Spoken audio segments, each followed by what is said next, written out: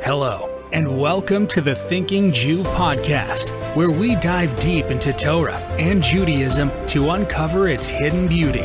Come join us as we take a closer look and breathe new life into traditional Jewish ideas.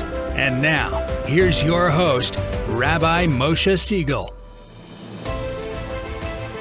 Hello, and welcome to episode 47. As you probably know, after Shabbos, we do the Havdala ritual. Havdala literally means separation, and the purpose of this ceremony is to mark the distinction between the holiness of Shabbos and the rest of the week. What you basically do is you make a blessing over a cup of wine, a flame, and some good-smelling spices, and the text can be found in basically any siddur or bencher.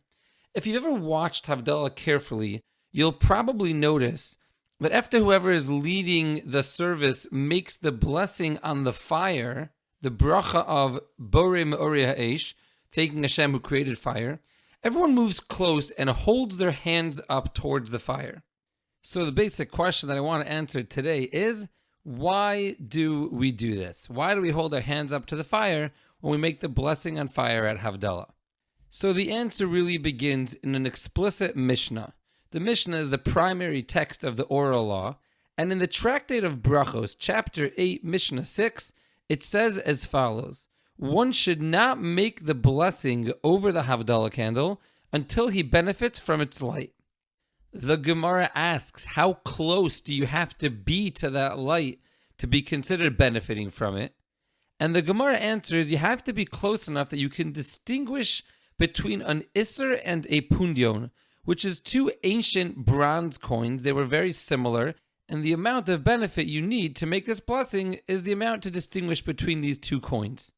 If you're interested in seeing what these two coins look like, I actually linked a picture to them along with all the other sources in the episode details. Now, since coins are prohibited from handling on Shabbos, they're mukta, we need to find an alternative. So the Torah tells us that if you can see the difference between your fingernails and the palm of your hand, that's basically the same amount of light as it would take to distinguish between these two coins. And therefore, to answer our question, the most basic reason why we do this is because since there's an obligation to benefit from the light of the Havdalah candle, we fold our fingers towards the palm of our hand, and we see the contrast between our fingernails and the palm of our hand, and then we know that we've properly benefited from the light to make a blessing on it. That's the basic reason for why we hold our palms up to the candle at Havdalah. But I think it goes a lot deeper than this. Why did the rabbis choose specifically as the way to discern between two things, the fingernails and the palm? You could have really chosen any two objects. You could have said the chair and the table, the Kiddush cup and the plate that it's on top of. What do the deeper sources teach us about fingernails and palms, and how does that connect to the Havdalah service? So let's take a bit of a deeper look here right now. Let's start with the source of the blessing in the first place. Why do we bless a flame of a candle, or really of a torch, on Saturday night as part of the Havdalah service? So the Jerusalem Talmud, and it's also brought in various other midrashic texts, provides a fascinating background and insight into this. It says as follows: when God created the world, there was a very powerful spiritual light that was created. And through this light, one was able to see from one end of the earth to the other end of the earth. And from the time of the creation of man, from the time God created Adam, this light stayed in the world for 36 hours. Tangentially, the 36 hours that this light was lit in the world correspond to the 36 candles that we light on Hanukkah across the 8 days.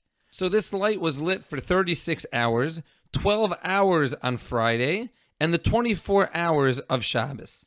As Shabbos was ending, the Talmud teaches us the light began to darken, and Adam became fearful that he'll now be incapable of protecting himself without being able to see.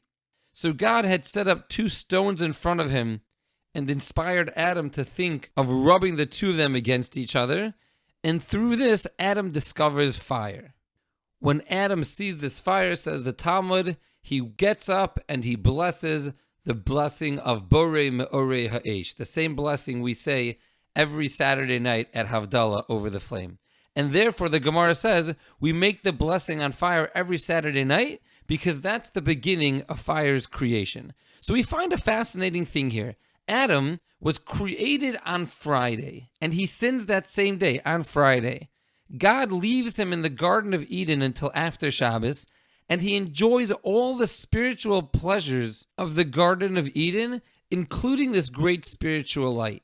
But as Shabbos comes to an end, the light begins to fade, and Adam realizes that he isn't staying like this forever, and he starts getting fearful. To help protect Adam and calm his fears, God teaches man how to make fire. And that's why we make this blessing after Shabbos, the same time that Adam made this blessing initially. What message was God trying to relate to Adam in providing with him the knowledge and the intuition to create a fire to calm him down? Perhaps we can suggest Adam was about to leave the Garden of Eden and begin his true life mission. He was about to begin his attempt to get back to that closeness that he had just experienced over the past 24 hours of Shabbos in the Garden of Eden. And that produced a very sinking, depressing feeling in Adam. A short time ago, he was safe and protected by God in the garden, but he messed up, he sinned, and now he's alone and unprotected in a dangerous, dark world. In this moment, God inspires him to make a fire. Fire reflects man's ability to influence the world around him. Fire can be used to create bricks, to create metal utensils, to cook food, but fire can also be used to burn fields, to smelt swords, to destroy the world. God was showing Adam that although he might be more distant from God right now, as he enters into his new world, the future of that world is still completely in his hands. He still has the power to build, or God forbid, the power to destroy. And when Adam sees this, he sees his life isn't over. He sees he has that potential inside of him still. He makes this blessing over the fire. I want to add one last piece here, and then we'll put it all together. The Medrash teaches us that the body of Adam, as he was created, was not the same as ours. We now exist in a post-sin body type of Adam. But initially he was different. The Medrash says as follows, quote, "What was the dress of Adam?" And the Medrash answers, "A skin of nails and a cloud of glory covering him. But once he ate from the tree, the nail skin fell off of him, and the cloud of glory left him." Meaning initially his body was just like our fingertips, our fingernails, our toenails have nails on them. He used to have a covering like this across his whole body. And the great book on Jewish law, the Kolbo, explains that just like God left Adam in the garden until after Shabbos, he also left his initial skin of nails on until after Shabbos. And only when Adam created this fire after Shabbos did Adam see himself and notice that the entire covering of nails was gone, except for on the end of his fingers and the end of his toes. So let's put it all together. Even after Adam sins, God allows him to remain connected in the Garden of Eden for one last Shabbos. And he allows him to benefit from all the deep spirituality that was attainable there. But when Shabbos ends, the great light that was lit begins to fade, and the reality of Adam's demise becomes apparent to him. In a final act of strengthening Adam, God teaches him how to create a fire. God tells him, even though you're now going to be out of the garden, you can still get back here. You have the power to build and develop, to grow and to connect to me until you can actually return to Eden one day. Adam then lights a fire and sees his new reality. He sees he's no longer covered with a nail-like skin anymore. But then he sees that he still has these nails on the end of his fingers. And he realizes that even though everything is different, even though Shabbos is over, and even though he's leaving the Garden of Eden, there's still hope. He can still get back. The connection is still there. So I think on a deeper level, this is what we're doing at the end of Shabbos. When we're departing from the holiness of Shabbos, about to enter the mundane work week, we also look at our fingernails, and we specifically note the contrast between our fingernails and our palm, between our nails and our skin.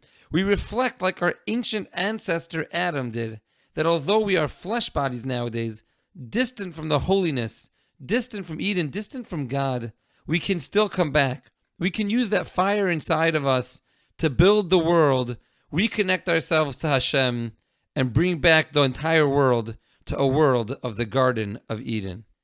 Thank you so much for joining me. Until next time, have an amazing week. Thank you for listening to the Thinking Jew podcast and for taking the time to study Torah and deepen your connection to Judaism.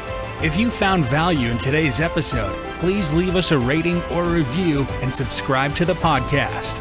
If you have any questions, comments, or topic requests for Rabbi Moshe, please email thethinkingjewpodcast@gmail.com or visit thethinkingjew.com.